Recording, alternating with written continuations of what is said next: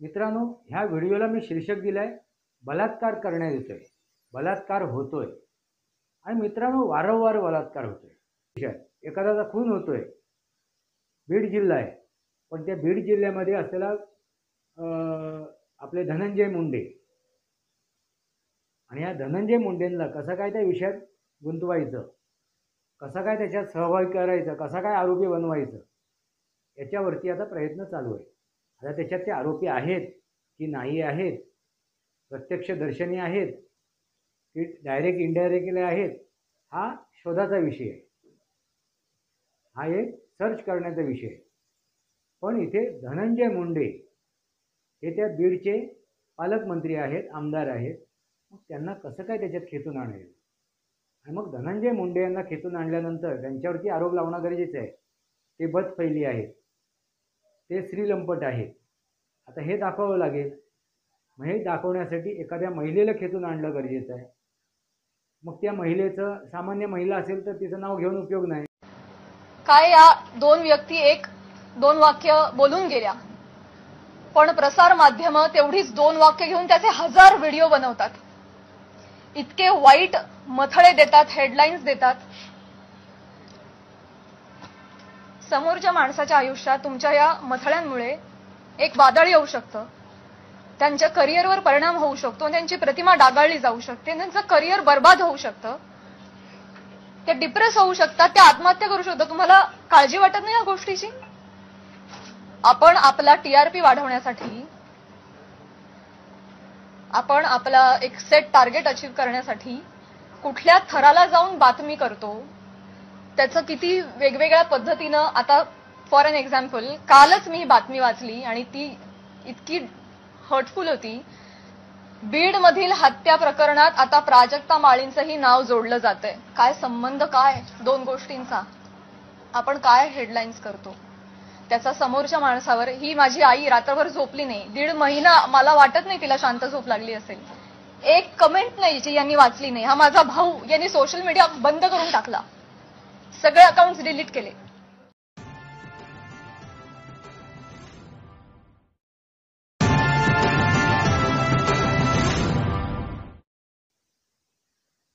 नमस्कार मित्रांनो, वास्तवावर बोलू काहीतरी शृंखलेमध्ये पुन्हा एकदा आपलं स्वागत.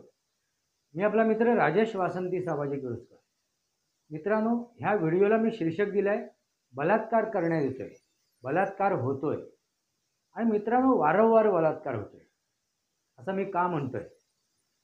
कारण तुम्हाला एक गोष्ट लक्षात येत असेल, ह्या समाजाचं जे स्वास्थ्य आहे ना, जे आरोग्य आहे, ते बिघडलेलं तुम्हाला दिसून येईल. एखाद्या छोट्या बालिकेवरती अत्याचार होत आहेत, तिची इज्जत लुटली जाते, तिच्यावरती बलात्कार होतो. एखाद्या नवजात बालिकेवरती, एखाद्या छोट्या बालिकेवरती, एखाद्या वृद्ध महिलेवरती. म्हणजे तुम्ही विचार करा, महिलांवरच्या अत्याचार तुम्ही ऐकताय, त्याबरोबर तुम्ही इतर अत्याचार सुद्धा ऐकताय. इतर म्हणजे एखाद्या पुरुषावरती झालेले अत्याचार. मित्रांनो, मग ते मानसिक असो किंवा शारीरिक असो, ते अत्याचारच आहे. आणि हे अत्याचार जेवढी बळजबरीने त्याच्या इच्छेविरोधात घडले जातात, केले जातात, त्याला तो बलात्कार म्हटला जातो. मग असे बलात्कार तुम्हाला पदोपदी होताना दिसतील या समाजामध्ये. आणि समाजातील जे बुद्धिवान आहेत ना, जे स्वतःला बुद्धिवान समजतात, असे लोक मूग गिळून गप्प राहिलेले. आणि असे बरेचसे बुद्धिवान ह्या विषयांवरती चघळत आहेत, हा विषय चघळत आहेत, चर्वण करत आहेत, त्याच्यावरती एक चर्चा घडवून आणतात, नको त्या दिशेला जाऊन, नको त्या दिशेला भरकटून. तो हे एक बलात्काराचा प्रकार झाला. मित्रांनो, हे जे बलात्कारचे प्रकार आहेत ना, हे समजून घेणं गरजेचे आहे. म्हणून मी हा विषय घेऊन आलो आहे.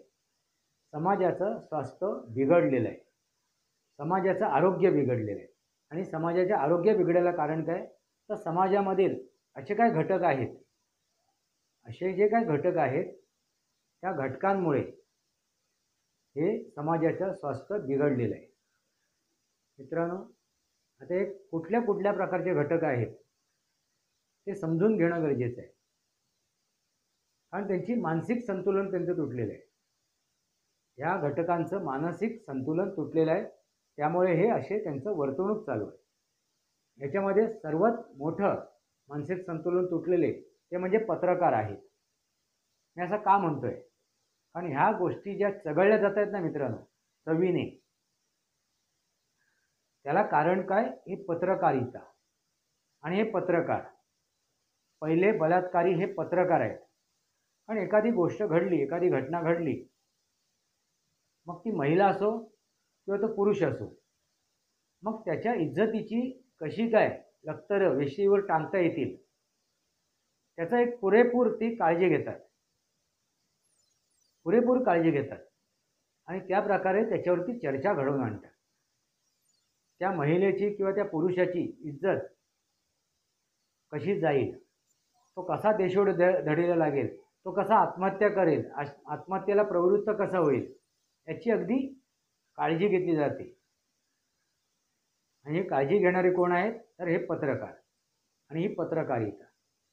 मित्रांनो, सध्याची जी पत्रकारिता आहे ना, ती तुम्ही बघितली असाल. तो सकाळ सकाळ दांडका घेऊन एक पत्रकार काय करतो? एखाद्या नेत्याच्या तोंडात तो घुसवतो आणि मग तो नेता बरळतो. संजय राऊत सारखा तो दिवसभर बरळत राहतो. आणि मग त्याच्याकडून निघाल्यानंतर ज्याच्या विरोधात तो बरळला आहे त्याच्या दरवाज्यावर ते जाऊन बसणार आणि मग त्याला प्रश्न विचारणार. संजय राऊत अमुक बोलले, संजय राऊत असं बोलले, अमुक व्यक्ती तसं बोलली, तमुक व्यक्ती तशी बोलली, हा नेता अमुक बोलला. बस हाच यांचा पत्रकारिता, हाच यांचा एक अजेंडा. त्यांचा अजेंडा काय? तर आपल्याला TRP मिळावी, आपली वृत्तवाहिनी संस्था त्यांना भरपूर जाहिरात मिळावी आणि असे चटपटीत बातम्या ऐकणारे प्रेक्षक वर्ग आपल्याला मिळावेत. आणि मग असे चटपटीत ह्या गोष्टी, ह्या कहाण्या, ह्या चर्चा ऐकणारे जे प्रेक्षक आहेत ते अगदी धावत पळत येऊन ह्या सगळ्या बातम्या ऐकतात. ते सुद्धा ह्या बातम्या ऐकणारे हे सुद्धा बलात्कारी झाले मित्रांनो. कारण जर दर्शकच नसेल तर हे सुद्धा, हे जे काय चाललं आहे यांचं पत्रकारितेच्या नावाखाली, ते त्यांचे उद्योगसुद्धा बंद होतील.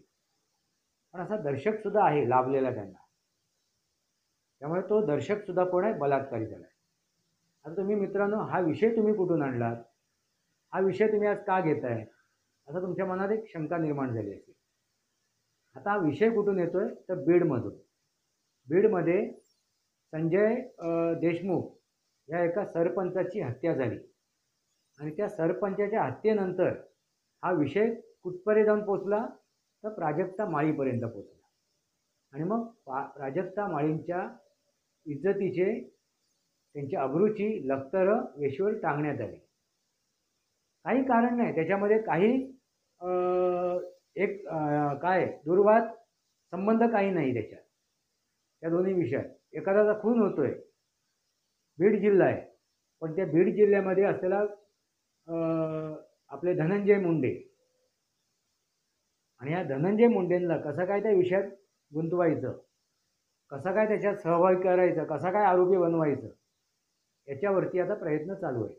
आता त्याच्यात ते आरोपी आहेत की नाही आहेत, प्रत्यक्षदर्शनी आहेत की डायरेक्ट इनडायरेक्टली आहेत, हा शोधाचा विषय आहे. हा एक सर्च करण्याचा विषय आहे. पण इथे धनंजय मुंडे हे त्या बीडचे पालकमंत्री आहेत, आमदार आहेत. मग त्यांना कसं काय त्याच्यात खेचून आणायचं? आणि मग धनंजय मुंडे यांना खेचून आणल्यानंतर त्यांच्यावरती आरोप लावणं गरजेचं आहे. ते बदफैली आहेत, ते श्रीलंपट आहेत. आता हे दाखवावं लागेल. मग हे दाखवण्यासाठी एखाद्या महिलेला खेचून आणलं गरजेचं आहे. मग त्या महिलेचं, सामान्य महिला असेल तर तिचं नाव घेऊन उपयोग नाही, तिला कोण ओळखत नाही. मग अशी कोण असेल महिला, ज्या महिलेला कुठेतरी मान सन्मान आहे, तिला कुठेतरी 4 लोक ओळखत आहेत, अशा महिलेचं नाव घेणं गरजेचं आहे. मग ती महिला कोण? तर प्राजक्ता माळी. कारण ती अभिनेत्री आहे, सार्वजनिक क्षेत्रामध्ये ती वावरते. आपल्या अभिनयाच्या जोरावरती तिने आपला स्वतःचा करिअर बनवलेला आहे. अशा त्या प्राजक्ता माळीवरती आरोप लावून त्या धनंजय मुंडेशी त्याचा संबंध जोडून काय केलं, त्या प्राजक्ता माळीची अब्रूची लक्तरं वेशीवर टांगण्याचा प्रयत्न केला. आणि ही टांगणारी व्यक्ती कोण, तर सुरेश धस, एक जनप्रतिनिधी. म्हणजे तुम्ही विचार करा, एक लोकप्रतिनिधी. आणि याला निवडून कोणी दिलंय, प्रतिनिधी कोणी बनवलंय, तर जनतेने, त्या लोकांनी, त्या मतदारांनी. आणि अशा व्यक्तीने अशी वक्तव्य करावी म्हणजे हा सुद्धा एक बलात्कारी झाला.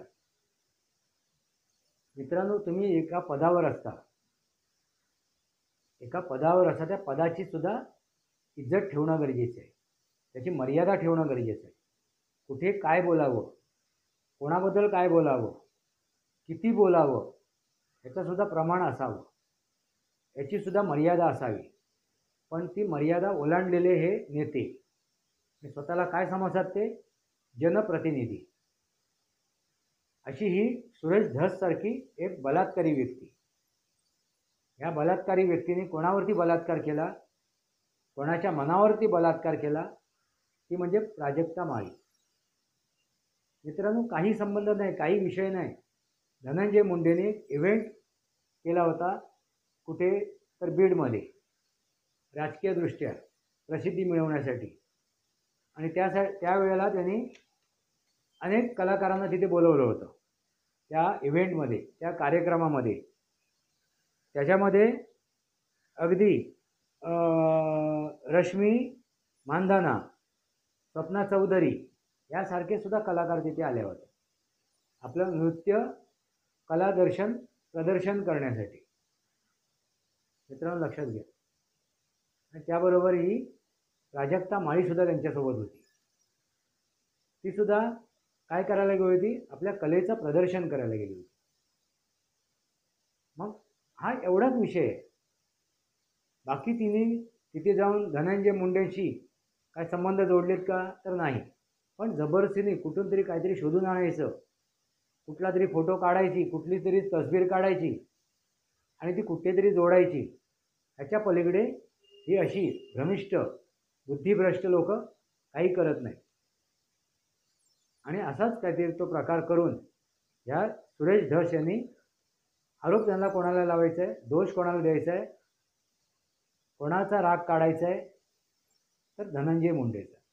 पण आता ते बदफेली आहेत, स्त्रीलंपट आहेत हे दाखवण्यासाठी एका स्त्रीला जोडणं गरजेचं आहे. मग त्या प्राजक्ता माळीचं नाव घेतलं त्याने. काही गरज नसताना त्या प्राजक्ता माळीचा दूरवार तिच्याशी त्यांच्याशी संबंध नसेल.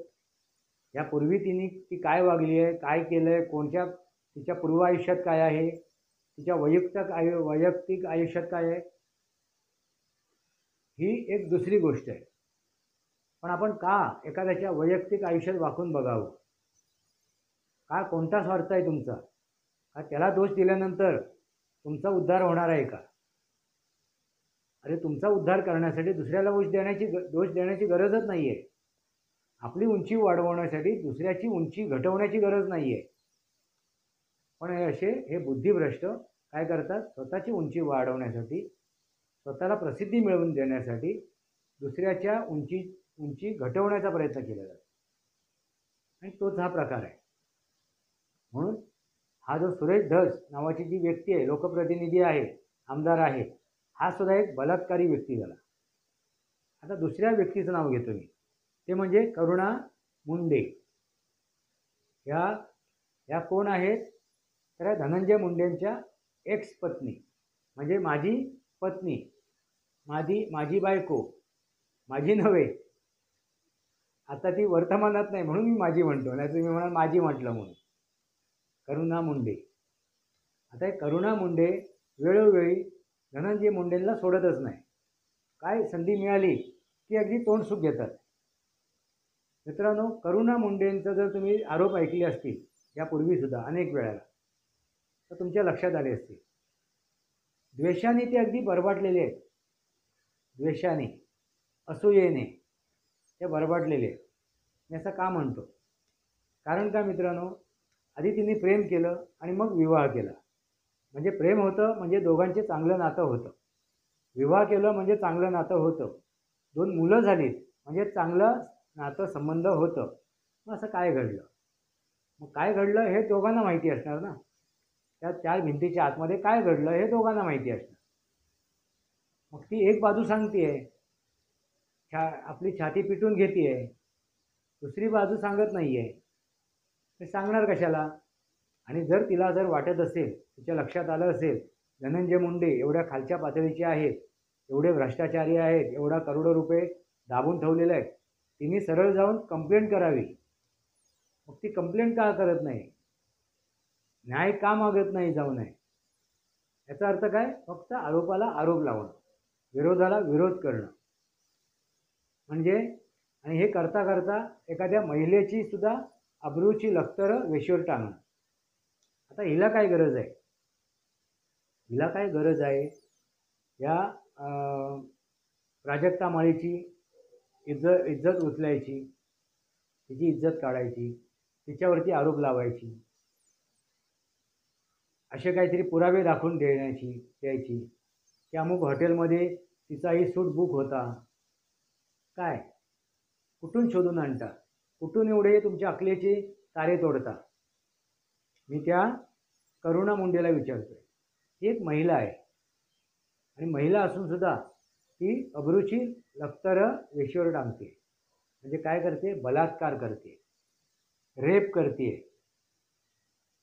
एखाद्याच्या मानसिकतेची रेप करते. म्हणजे ही एक रेपिस्ट आहे. कोण? करुणा मुंडे. आणखीन एका रेपिस्टचं मी नाव सांगतो तुम्हाला. ती रेपिस्ट म्हणजे कोण आहे? तर मुक्ता कदम. आता ही मुक्ता कदम कोण? सेलिब्रिटी नाही आहे, एक यूट्यूबर आहे. एक यूट्यूबर आहे, सामाजिक माध्यमावरती कार्यरत असते, अगदी फेसबुकपासून इंस्टाग्रामपर्यंत. अशी यूट्यूबर काय करते आहे? आपल्या नावाचा गवगावा व्हावा, आपल्याला प्रसिद्धी मिळावी, त्यासाठी ती आता प्राजक्ता माळीवरती तोंडसुख घेते. तिचा राग कोणावरती आहे? तर भाजपावरती. ती द्वेष कोणाचा करते आहे? भाजपाचा. ती विरोध कोणाचा करते आहे? भाजपाचा, नरेंद्र मोदीजींचा, अमित शहाचा. मणिपूरमध्ये 2 महिलांवरती अत्याचार झाला त्याची वाच्यता करते. RSSला ती आरोपी बनवते. RSS वरती तोंडसुख घेते. एवढं नाही तर ती मनुस्मृतीवरती सुद्धा तोंडसुख घेते. म्हणजे तुम्ही विचार करा. म्हणजे मनुस्मृतीवर तोंडसुख घेऊन ती ब्राह्मणांचा विरोध करते. याचा अर्थ एकतर ती दलित असेल किंवा बौद्ध असेल,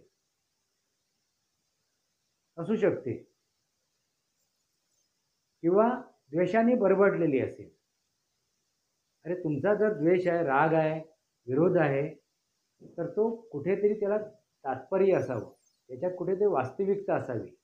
विरोधाला विरोध करून उपयोग नाही ना.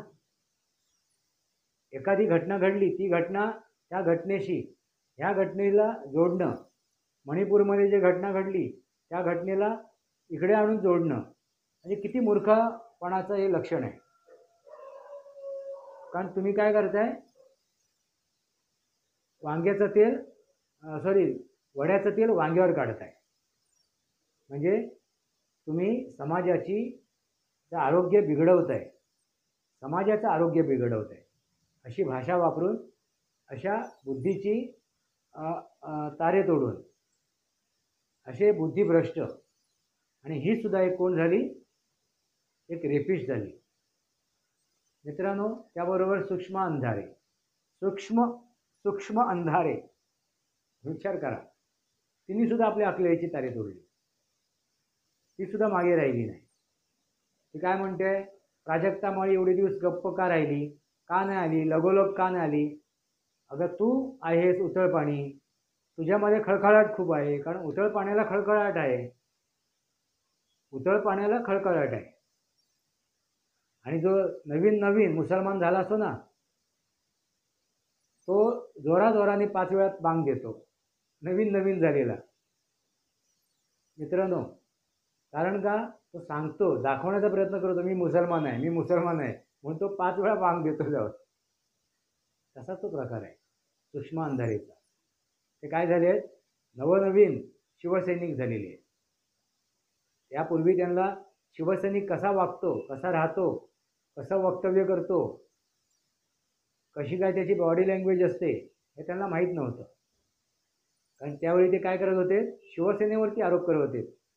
त्यावेळी बाळासाहेबांना शिरडा म्हणत होते आणि त्या ह्याची जी दहीहंडीची जी हे आहे थर लावला जातो त्याच्यामध्ये बाळासाहेब, आपले उद्धव ठाकरे, आदित्य ठाकरे यांचे थर लावले. राज ठाकरेंना पण त्याच्यात जोडलं होतं.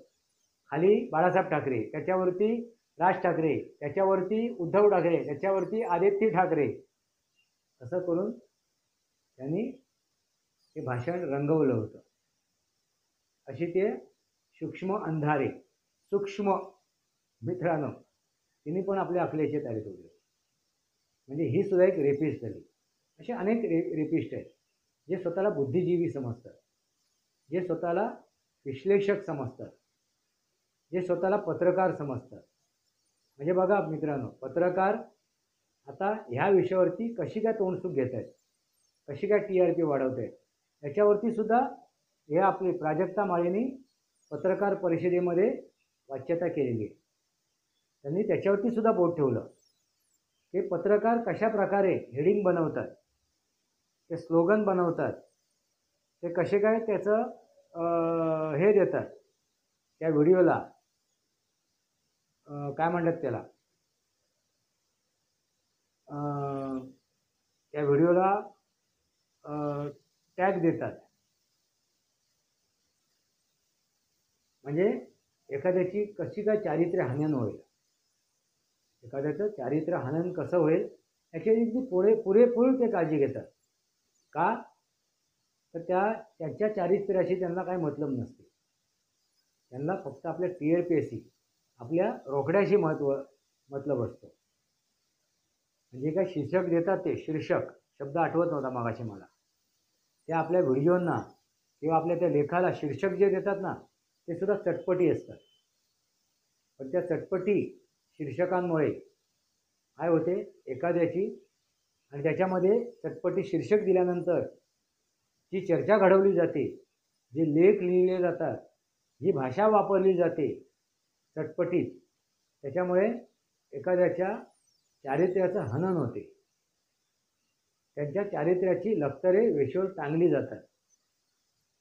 आणि त्यानंतर तिने जर आत्महत्या केली त्या व्यक्तीने, तर ह्या आत्महत्येला जबाबदार कोण असेल, तर हीच सर्व माणसं, हे सगळे घटक, मग ते पत्रकार असो, बुद्धिजीवी असो, विश्लेषक असो, मग त्या समाजातील कुठलाही घटक असतो, तो सामान्य असो की असामान्य असो, नेता असो, अभिनेता असो, कोणी असो.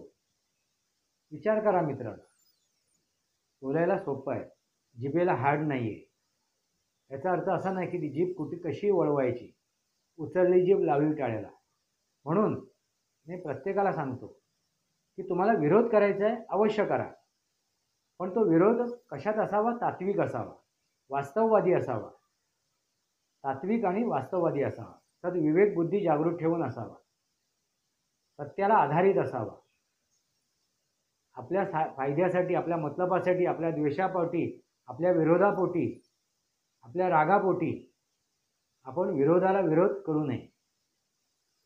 त्यामुळे काय होते, एखादा दोषी नसला तरी तो दोषी बनतो, त्याचं आयुष्य बर्बाद होते. भले त्याने पूर्वी काहीतरी गुन्हे केले असतील, त्यापूर्वी काहीतरी गुन्हे केले असतील, पण आज त्याच्याकडून तो गुन्हा घडलेला नाही आहे ना. मग पूर्वीच्या गुन्ह्यावरून आज जर तो सुधारला असेल, तो योग्य मार्गावर असेल, योग्य स्थितीत असेल, त्याची सद्विवेक बुद्धी जागृत असेल वर्तमान स्थितीमध्ये, तर त्याला आपण आरोपीच्या पिंजऱ्यात का बसवावं. असेल पूर्वी त्यांनी काहीतरी चुका केली असतील, त्यापूर्वी काहीतरी तो चुकीचा वागला असेल, पण आता तर नाही वागत आहे ना, तो वाल्याचा वाल्मिकी झाला आहे ना. मग थांबवा. जरी असं असलं तरी मी सुद्धा म्हणतोय, अशी वेळ आली तरी, अशी परिस्थिती निर्माण झाली तरी विरोधाला विरोध नको.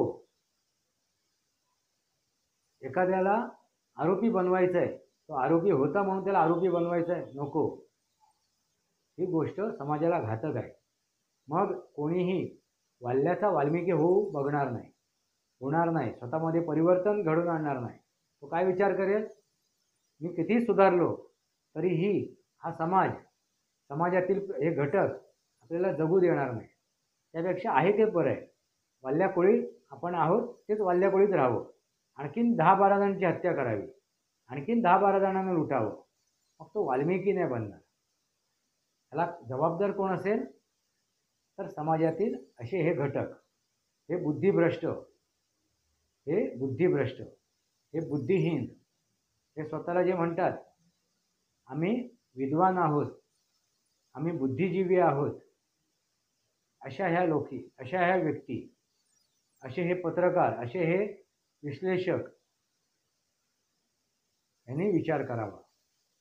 प्रत्येक इतर जे घटक आहेत, छोटे मोठे घटक आहेत या समाजातील, अगदी सामान्य एखादी व्यक्ती असेल, कोणी असो, समाजातील प्रत्येक घटकाला मी सांगतोय, प्रत्येक घटकाचं हे आद्य कर्तव्य आहे की त्यांनी उचलली जीभ लावली टाळ्याला नव्हे, उचलली जीभ लावली टाळ्याला नव्हे, हे करू नये.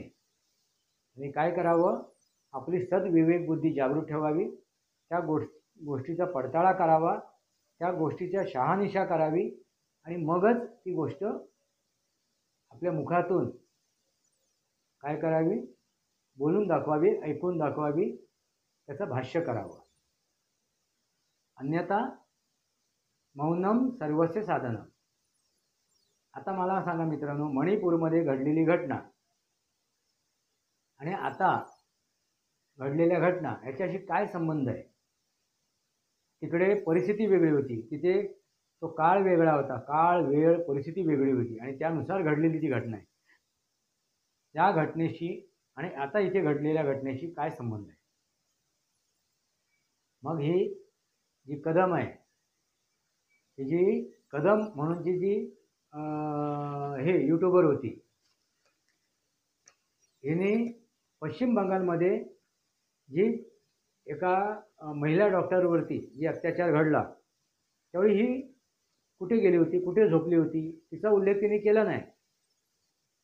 ही जी मुक्ता कदम, ही जी मुक्ता फळव तिने उधळली, तिने त्या मणिपूरचा उल्लेख केला, पण पश्चिम बंगालमध्ये घडलेल्या त्या घटनेचा उल्लेख नाही केला. मग त्यावेळी सुद्धा तिने पश्चिम बंगालमधील घटनेचा जर उल्लेख केला असता तर मी समजू शकलो. म्हणजे तिला खरोखरच या समाजाशी लेणं देणं आहे, या समाजातील महिलांचे लेणं देणं आहे, पण त्याला महिलांशी काही लेणं देणं नाही आहे. कारण ती प्राजक्ता माळीची काय करते, लक्तरे तोडते, तिच्या इज्जतीची लक्तरे तोडते, बलात्कार करते. ही सुद्धा एक बलात्कारी आहे. तिचा व्हिडिओची लिंक सुद्धा मी डिस्क्रिप्शन बॉक्समध्ये टाकतोय, बघा तुम्ही. ही मुक्ता कदम म्हणजे किती खालच्या दर्जाच्या ह्या व्यक्ती आहेत, हे घटक आहेत. मित्रांनो, आपण कुठल्या दर्जाचे आहोत हे आपण आता ठरवावं. आणि ही वेळ आहे आता. खूप झालं, मर्यादा ओलांडून चाललेली आहे. आणखीन किती तुम्ही समाजाचं स्वास्थ्य बिघडवणार, आरोग्य बिघडवणार, याचा आता विचार करणं गरजेचं आहे. आणि अशा लोकांना निवडून ह्या समाजातून बेदखल करणं गरजेचं आहे. अशा लोकांना निवडून त्यांना पारखून अगदी खड्यासारखं त्या तांदळांमधून खडे कसे बाहेर काढतो तसे काढून यांना फेकून देणं गरजेचं आहे. यांच्यावरती बहिष्कार टाकणं गरजेचं आहे. हे जे सुरेश धस, ही जी मुक्ता कदम, हे जे मुंडे, हे जे मुंडे कोण तर करुणा मुंडे, असे अनेक व्यक्ती आहेत. हे जे पत्रकार आहेत, जे दिवस रात्र दांडा घेऊन फिरतात, अशा लोकांना, ह्या लोकांवरती, ह्या व्यक्तींवरती, ह्या घटकांवरती बहिष्कार टाकणं गरजेचं आहे. अन्यथा हे लोक सुधारणार नाही. मित्रांनो, तुम्हाला काय वाटते? वास्तवावर बोलू काहीतरी, वास्तवावर बोलू काहीतरी.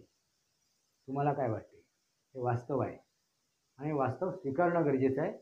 आणि आपली सद्विवेक बुद्धी जागृत ठेवणं गरजेचं आहे. अन्यथा समाजामध्ये एक प्रलय येईल आणि समाजाची वाताहत होईल. वास्तवावर बोलू काहीतरी या माझ्या शृंखलेला सबस्क्राईब करा, बेल आयकॉन दाबा. माझे विचार पडत असतील लाईक करा, आपले विचार कमेंट बॉक्समध्ये मांडा. तुर्तास इतकंच. भारत माता की जय. वंदे मातरम. जय भारत, जय महाराष्ट्र, जय सनातन.